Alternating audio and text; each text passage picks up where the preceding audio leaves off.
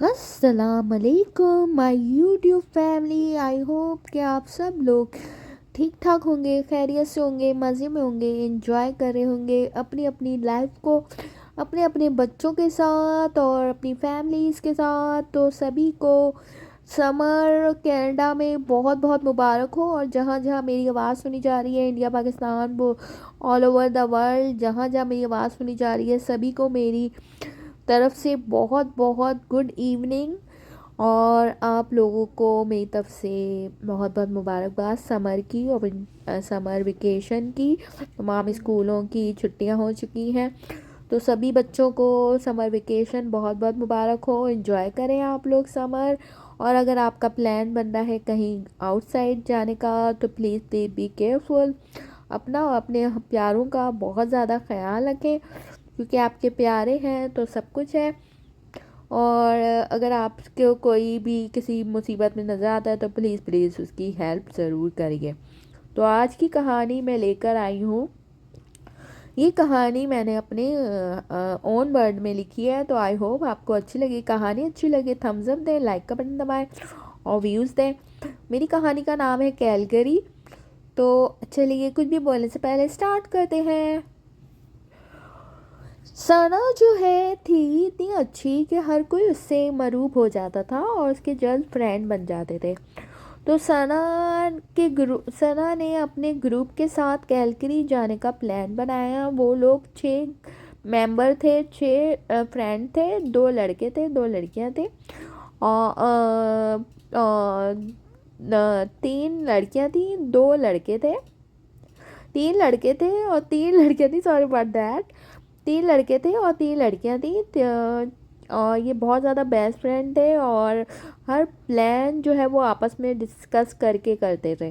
तो सना ने ये प्लान बनाया, उसे कैलगरी बहुत पसंद था। उसने इस दफ़ा समर वेकेशन में, उसकी यूनिवर्सिटी की छुट्टियां हो गई थी, तो उसने समर वेकेशन में कैलगरी जाने का प्रोग्राम बनाया, क्योंकि कैलगरी बहुत ही beautiful, pleasant and nice place है। यहाँ पे बारिशें बहुत ज़्यादा होती हैं। तो उसने कैलगरी जाने का प्लान बनाया और इस तरीके से उसने सारे फ्रेंड्स को जमा करके जो है ये डिस्कस किया कि हम इस वीकेंड पे कैलगरी निकलते हैं और सब अपनी अपनी अपनी चीज़ें रख लें। और मैंने होटल की बुकिंग का इंतज़ाम कर लिया है और सब कुछ कर लिया है। तो हमें निकलना है सैटरडे की राइट को। तो आज है थर्सडे और सैटरडे नाइट को हमें निकलना है, तो सब रेडी रहे। सब ने इस प्लान को एक्सेप्ट कर लिया और सब अपने अपने घरों को चले गए। फिर सैटरडे को सब एक जगह पे जमा होके निकले। उसने बड़ी सी लैंड क्रूज़र में अपनी सबको जमा किया और लेके निकली। और सब ने बहुत ज़्यादा सामान वगैरह अपने साथ सारी चीज़ें रख ली थी। 8 घंटे का सफ़र था, बाय रोड जाना था इन लोगों को। 8 घंटे का सफ़र था, तो बीच में इनको स्टे करना था, क्योंकि ये लोग निकले थे इवनिंग में। तकरीबन 7 बजे के करीब ये लोग निकले थे, तो इनको इवनिंग में रात में स्टे करना था। तो ये लोग निकले खूब इंजॉय करते हुए, गाने गाते हुए, गाने चलाते हुए, खूब जरे हिप हिप हुर्रे करते हुए निकले। और काफ़ी मज़ा आ रहा था सना ने अपने दोस्तों को ले जाने का जो प्रोग्राम बनाया था उसको इसमें कामयाबी नज़र आ रही थी और वो बहुत ज़्यादा हैप्पी थी सबको एक जगह जमा करने में। तो वो लोग जब 4 घंटे के सफ़र के बाद जो है वो एक जगह पर स्टे किया उन्होंने नाइट में। जो ये एक मोटेल था जो बहुत ही शानदार था। ये भी सना ने ही बुक करा था। तो इस होटल मोटेल के अंदर सबने स्टे किया। बड़ा सा रूम जो था उसमें 6 बिस्तर लगे हुए थे, सबने उसमें स्टे किया। पूरी रात इन लोगों ने हल्ला गुल्ला किया, बातें की, नाइट पूरी इंजॉय करी, सोए कोई भी नहीं। सुबह फ्रेश होते के साथ ब्रेकफास्ट आ गया। ब्रेकफास्ट करने के बाद ये लोग फिर अपने सफ़र की तरफ दवा दवा हुए। तकरीबन 4 घंटे लोगों ने ड्राइव करी नॉन स्टॉप, खूब इंजॉय किया गया और खाया पिया गया। रास्ते से मैरी ब्राउन से बर्गर्स और फ्रेंच फ्राइज़ बिस्किट वगैरह लिए गए, खूब इंजॉय किया गया। और तकरीबन 4 घंटे की तवील मुसाफत के बाद वो लोग कैलगरी पहुंच चुके थे। कैलगरी में उन्होंने होटल हेवन को बुक करवाया था, जिसमें जाते के साथ वो लोग बहुत ज़्यादा थक गए थे, सोए नहीं थे 8 घंटे से। तो उन्होंने जाते के साथ 8 घंटे से ज़्यादा हो गया था, क्योंकि राइट में वहाँ स्टे किया था और वहाँ पे वो सोए नहीं थे पूरी रात। तो जाते के साथ होटल में सब जाते के साथ पड़ गए और सो गए, और तकरीबन आधी रात को उनकी आँख खुली तो सबको भूख का एहसास हुआ। सब ने खाने के लिए ऑर्डर करा। खाना खाने के बाद उन्होंने लॉन्ग ड्राइव पे जाने का प्रोग्राम बनाया। तो उन्होंने गलती ये की कि गाइड को अपने साथ नहीं लिया, बगैर गाइड के वो चले गए। और जब आधी रास्ते पहुंच गए, पूरा जंगल था जहाँ पे दूर दूर तक घर वगैरह नहीं बने हुए थे। उनको विंडोज़ ओपन करके ठंडी हवाओं का झोंके सब ले रहे थे और बहुत इंजॉय कर रहे थे हवा को। और अंधेरा था, क्योंकि आधी रात हो रही थी, रात के 3 बज रहे थे। और वो सना जो है तेज़ी से गाड़ी बढ़ाती हुई आगे की तरफ बढ़ रही थी। उसको ये बताना याद नहीं रहा कि जो स्पेयर व्हील था वो पंक्चर था ऑलरेडी। आगे जाके कांटे आ गए और कांटों में जो है गाड़ी के टायर बर्स्ट हो गया और एकदम से अचानक से उसको ब्रेक लगाने पड़ गए। जो ब्रेक लगाए तो उसने उतर कर देखा। टॉम ने उतर कर जब देखा तो उसका टायर जो है वो पंक्चर हुआ हुआ था। लो अब क्या किया जाए, मेरी गाड़ी का तो स्पेयर व्हील भी ख़राब है। अभी वो ये बातें कर ही रहे थे कि दूर से उनको कुछ लोगों के आने की सरसराहट महसूस हुई। आवाज़ें आनी शुरू हुई। लोगों ने कपड़ा मुंह पे बांधा हुआ था। वो जल्दी से गाड़ी के अंदर बैठ गए और उन्होंने लॉक वगैरह दबा लिए। कुछ लोग आ गए और वो गाड़ी को दरवाजे को नॉक करने लगे कि दरवाज़ा खोलो, दरवाज़ा खोलो। डर के मारे किसी को भी फ़ोन करने का ख्याल नहीं आया। फिर जूली को अपने फ़ोन का एहसास हुआ, उसने जल्दी से फ़ोन निकाला, 911 को डायल किया।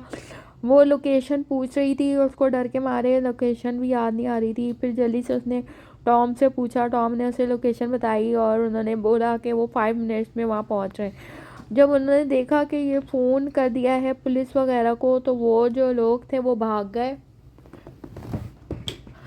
वो लोग जो थे वहाँ से भाग खड़े हुए और इस तरीके से थोड़ी देर में सायरन की आवाज़ों के बाद उन्होंने गाड़ी से वो लोग निकले और पुलिस आ चुकी थी। पुलिस की काफ़ी सारी वैन्स आ चुकी थी। वो किस तरफ भागे, पुलिस वाले उनसे पूछ रहे थे, वो इस तरफ भागे थे। पूरी गाड़ियाँ सर्च कर रही थी और लोगों को तलाश कर रही थी। और उनसे एक गाड़ी वाले जो कुछ लोग थे पुलिस वाले उनसे पूछताछ कर रहे थे कौन लोग थे, क्या था। सब तफ्तीश के बाद उनको हिफाजत होटल पहुंचा दिया गया, जहां पर उनको सख्ती से मना किया गया कि यहाँ पर आप लोग रात में मत निकलिएगा। खैर वो लोग जो है सुकून का सांस ले रहे थे होटल पहुंचकर, और उन्होंने सुकून का सांस लिया। और सबके माँ बाप की कॉलें आ रही थी कि क्या हुआ क्या हुआ। उन्होंने बताया इस तरीके से ये हुआ। फिर उन्होंने उसके बाद जितने दिन भी रहे उन्होंने गाइड के बगैर निकलने का प्लान नहीं बनाया। जहाँ भी निकले गाइड को लेके निकले, और रात में तो वो निकले ही नहीं। दिन में निकले, रात में निकले ही नहीं। और इस तरह एक हफ्ते की क़याम के बाद उन्हें बहुत मज़ा आया और इन्जॉय किया। और वापसी में वो यही सोचते हुए आ रहे थे कि कैसा वाक़या हुआ था, अगर हम लोग पुलिस को कॉल नहीं करते तो आज हम लोग नहीं होते। खैर वो लोग घर पहुंच चुके थे और सब अपने अपने घर जा रहे थे। सना को बहुत मज़ा आया था और एक ये एहसास था कि काश हम लोग रात में ना निकलते तो ये वाक़या हमारे साथ नहीं पड़।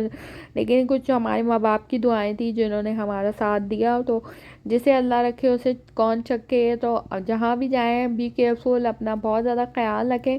और न्यू जगह पर जो है आप लोग बाहर निकलने की कोशिश ना करें और गाइड के साथ जाएं। और गाइड को लेकर जाएं तो आपके साथ ये सब वाक़यात पूरी प्रॉपर मालूमात करके जाएं, ताकि आपके साथ कोई भी वाक़या पेश ना आए। तो ये वाक़या सना के साथ जो पेश आया, तो सना ने बहुत ही जो है फिर बाद में बहुत केयर करी। और आज भी उनको ये वाक़या सब दोस्तों को जब याद आता है तो वो बहुत ज़्यादा डर जाते हैं। और फिर यही बातें होती रहती हैं कि कैसे हमने इस तरीके से एंजॉय किया था ये समर वेकेशन। तो इसी के साथ मेरी कहानी जो है वो इख्तिताम पजीर होती है। उम्मीद करती हूँ आपको कहानी अच्छी लगी होगी। कहानी अच्छी लगे लाइक करें, थम्स अप दें, व्यूज़ दें और इसी तरीके से मेरे साथ जुड़े रहें। मैं कैनेडियन गर्ल मिलूँगी एक नई स्टोरी, नई पोएम, नई पोइट्री के साथ। जब तक मुझे दीजिए दादा, सारे कनाडा को good night Canada, take care.